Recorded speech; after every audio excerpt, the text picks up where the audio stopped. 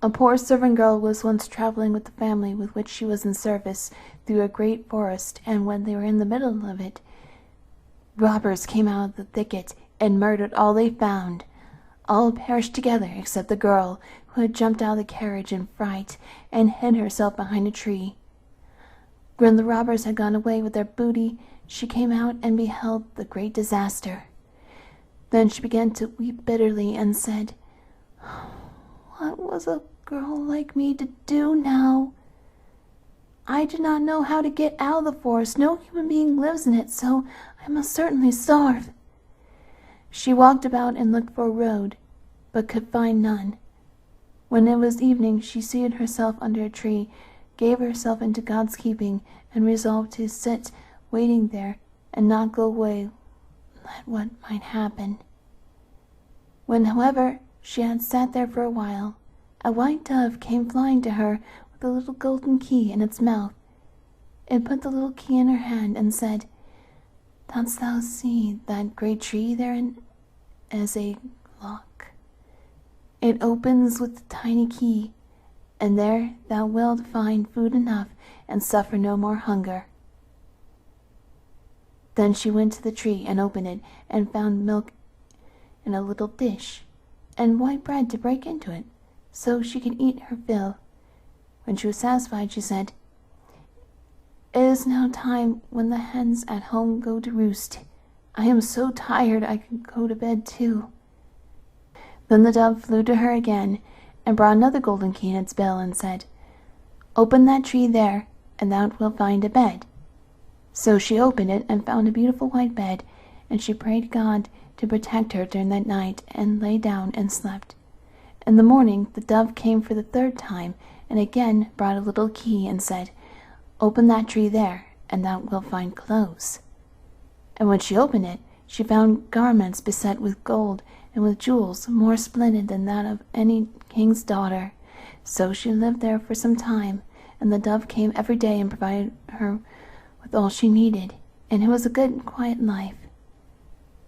Once, however, the dove came and said, "Wilt thou do something for my sake?" "With all my heart," said the girl. "Then," said the little dove, "I will guide thee to a small house. Enter it, and inside it an old woman will be sitting by the fire, and will say 'Good day,' but on thy life give her no answer. Let her do what she will, but pass by her on the right side. Further on there is a door, which open, and thou wilt enter into a room where a quantity of rings of all kinds are lying, amongst which are some magnificent ones with shining stones.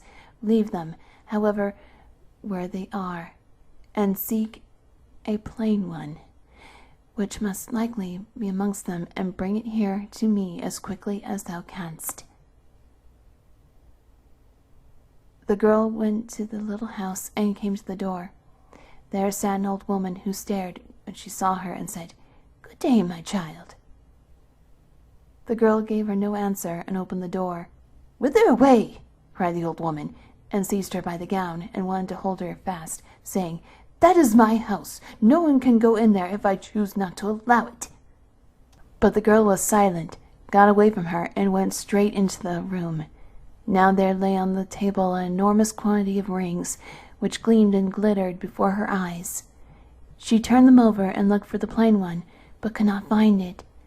While she was seeking, she saw the old woman, and how she was stealing away and wanting to get off with a bird cage which she had in her hand. So she went after her and took the cage out of her hand, and when she raised it up and looked into it, a bird was inside, which had the plain ring in its bill. Then she took the ring and ran quite joyously home with it, and thought the little white dove would come and get the ring, but it did not. Then she leant against a tree and determined to wait for the dove, and as she thus stood, it seemed just as if the tree was soft and plain, and was letting its branches down, and suddenly the branches twined around her, and were two arms. And when she looked around, the tree was a handsome man, who embraced and kissed her heartily, and said, "Thou hast delivered me from the power of the old woman, who was a wicked witch. She had changed me into a tree, and every day for 2 hours I was a little dove, and so as long as she possessed the ring, I could not regain my human form." Then his servants and his horses, who had likewise been changed into trees, were freed from the enchantment also, and stood beside him. And he led them forth to his kingdom, for he was a king's son, and they married and lived happily.